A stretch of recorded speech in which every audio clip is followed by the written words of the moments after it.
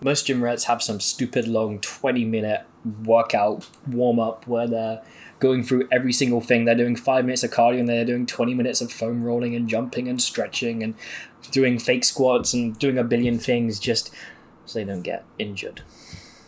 And then you see their sets and they're not even pushing hard anyway. Then you have Anatoly.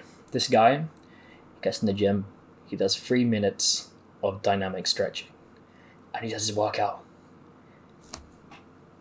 Do you know how much shorter his workout is? And yet, do you know how much more of a stimulus he's getting? I once came across a Jeff Nippard video and it was this 30-minute warm-up. 30 minutes! This guy was doing everything under the sun. Every single possible way the joint could move, it had moved.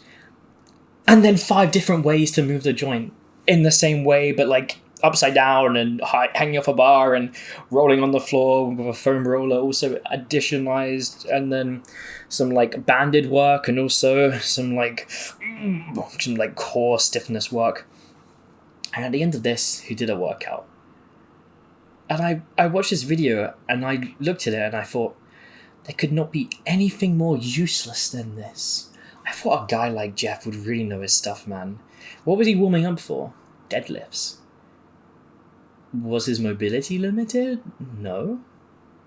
Were his muscles not warm already from like at least the first 2 warm-up actions he was doing?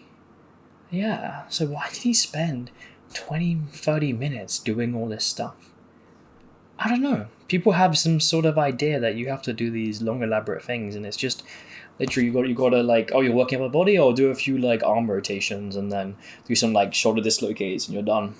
Oh, it's leg day? Okay, do a few leg swings and maybe some like air squats and you're good to go.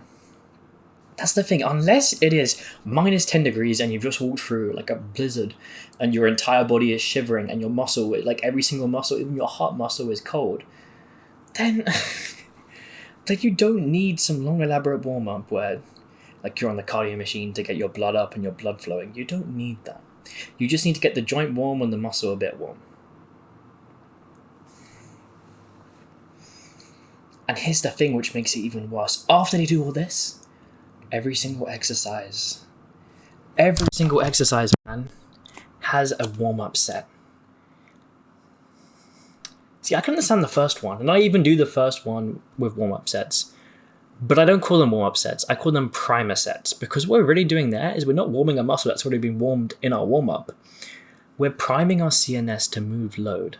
And so that's what we're teaching it. We're not doing 10 reps where we're building a ton of fatigue in our chest and already getting some like, accumulation of some like waste products. That's not our goal. We're just telling the brain, look, we're about to move some real heavy stuff. Get ready. And so we do 50% of the weight for free. 3 reps. Exactly the same form we'd have in our actual thing. Done that. 10 seconds later, we're up to 75% and we're doing 2 reps. And then all the way up to 90%, we're doing 1 rep. Cool. We're warm. We've really been warm. That's not why we did it. We're telling our body and our brain, like I said, you're going to start moving some heavy weight. We're building up slightly. It's just like the frog that gets boiled in water, It slowly goes up and he just dies. Well, that's not really our goal. That's a bit morbid. But if you throw him straight into the hot water, what's going to happen? He's going to jump out. He's going to go, this is not the total temperature I'm used to. Something's clearly wrong. And, you don't get your frog, you don't get your food, which is really, really sad. And, I want you guys to have your frog. I don't know if you've noticed, but that's also why if you don't really do a warm-up set and you go to like failure on your first set, you can typically do more reps in the second just because your body has like understood that it's supposed to be moving stuff. That's why that sort of thing happens, which I know is a bit confusing because, fatigue should incur and you should be able to get less. I don't know if that's ever happened to you, but I know it's happened to me because I've skipped a few times. But the next thing is primer sets. If primer sets are just to prime the CNS, they're not actually to warm up, even though they're called warm-up sets, because essentially we are warming up to move to a heavier weight. Then how comes people will have their second chest exercise or their third chest exercise, and they're doing warm-up sets for it? Because 1, we're warm, and 2, we've really primed the body for presses. And if anything, we're doing a less amount of force output than the previous sets because we went to failure on those and fatigue has incurred. And so we are not physically able to press as much. So why would we again have a primer set or a warm-up set? And again, they do like 10 reps and like way too many sets, but that's beside the point. When a muscle is warm, when a joint has been used and an action has been performed, we do not need to give it another warm-up, another primer. All we need to do is do the exercise. Like, yes, we have a rest break between two exercises, that standard 3 minutes that we can properly be recovered. But we don't have to do more. I will say this. If we're doing something like a tricep movement and you have dodgy elbows, sure, add in one primer set because the movement is a bit different. Instead of being a press, we're doing an extension. And similarly, if we do have something like an upper day where we're going from chest to back to chest to back, sure, the first time we work the back, let's have some primer sets. We haven't done a pull before, but it's absolutely absurd to go from a press to a press and then feel like you need some additional thing. Even if you weren't seeing this as a primer and you saw it as a warm-up, why would you need to warm up a muscle you've just been working? It causes me pain. It really causes me pain when I see this sort of stuff happening. The only time other than switching the muscle, like the movement, when I say movement, I don't mean exercise, I mean like the intrinsical nature of a movement, push-pull. The only other time I will let you do it is if you haven't done that movement for like 5 months. And, you don't really have the movement pattern like fully recognized. Because then, yeah, it might help to have like one primer set at 50%, which is what I would do, by the way, if you're going from like a push to a tricep extension. Just one primer set, 50%, just to learn the pattern a little bit. But yeah, if you haven't done something for 6 months, give it 1, 2, maybe even 3 primer sets, because you don't remember it, right? And the worst thing that can happen is you do the movement wrong the first time and you injure yourself. That's the thing. Another time where these primer sets are kind of like, yeah, they're primer, not really warm-up. Warm-up sets have never been warm-up sets. I don't know why people call them that.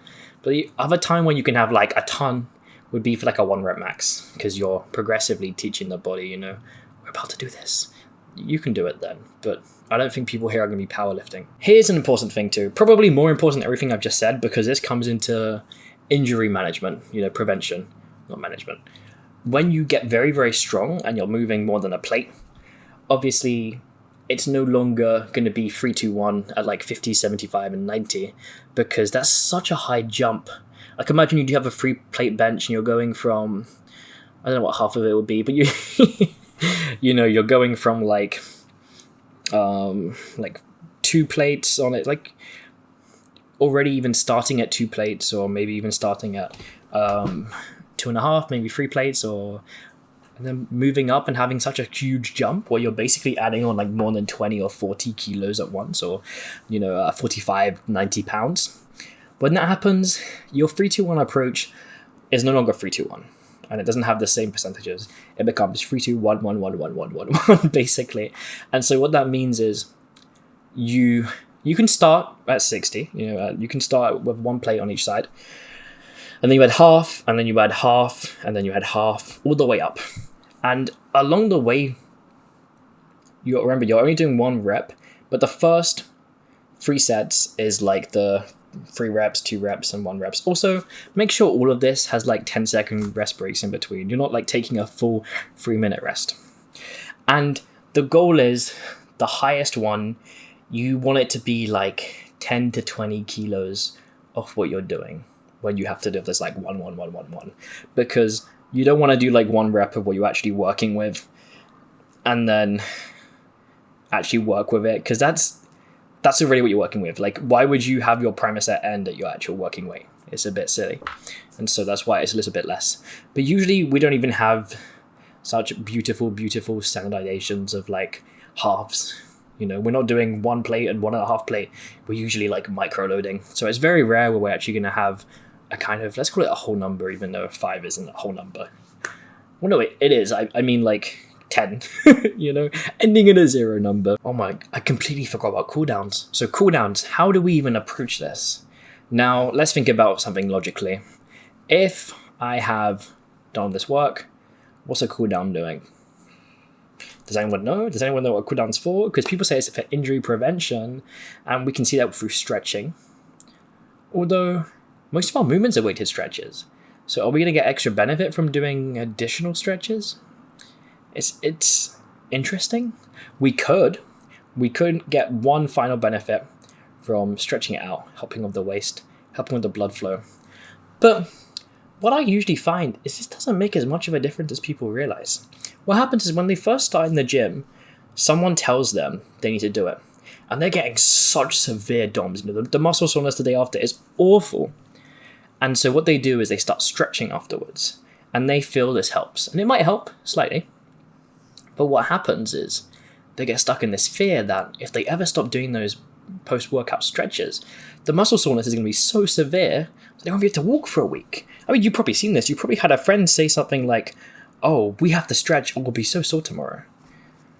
I don't do it when they say it, and I'm fine. I'm fine the next day. I don't know if you've ever done it when someone says that, but if you don't, you're fine. What happens is as our body starts to be okay with muscle soreness, and it doesn't really happen anymore because we've adapted. The second we need to stretch to avoid it, like, we don't even need to do anything. Like, you've been going for 2 years, you're not gonna like wake up tomorrow and not be able to move. You're just stuck in the mindset of when you first started, and it's trapping you into thinking you need to do this thing. And if we even think about the cool down, what are we doing? Are we cooling down our body? Like, because that's what it would suggest, but we're just gonna do that anyway, aren't we? The second we stop exercising, we're not generating as much heat. We're not gonna, like, what extra benefit does having 5 minutes to like slow down our blood flow when we're going home and we're sitting down? Like, is that not the same thing? I don't know if you guys are following, but the cool down does nothing, and that's why Anatoly doesn't do one. He just goes home. Sure, cardio after your workout can also be a great way of like getting the blood flowing around, getting some of that, awful rubbish, like leftover residue of producing energy from your body and like moving it around and filtering it and stuff. But we don't need to do some long, again, elaborate 30-minute Jeff Nippard, here's the best cool down after you've done your 2 sets of lateral raise. Yeah, don't get stuck in these traps, because a majority of it is just people like Jeff not knowing what to make a video on, so he makes a super long video where he instills fear. I don't like calling people out, actually. I don't want to pick on Jeff. I want to just say, that was just an example of something I've seen. But most of these people giving these long warm-up, long cool-downs, just want to instill fear, because they know if they do that, someone will continue watching the entire thing. Even if they won't implement it, they're scared and they want to see what the information's about. And that's a really good way of keeping people engaged. And so then you do like a few of those videos because you're bored, don't really know what to talk about, don't have much content ideas, and then people start doing it. And of course it helps at first, but then people get trapped. So don't get trapped.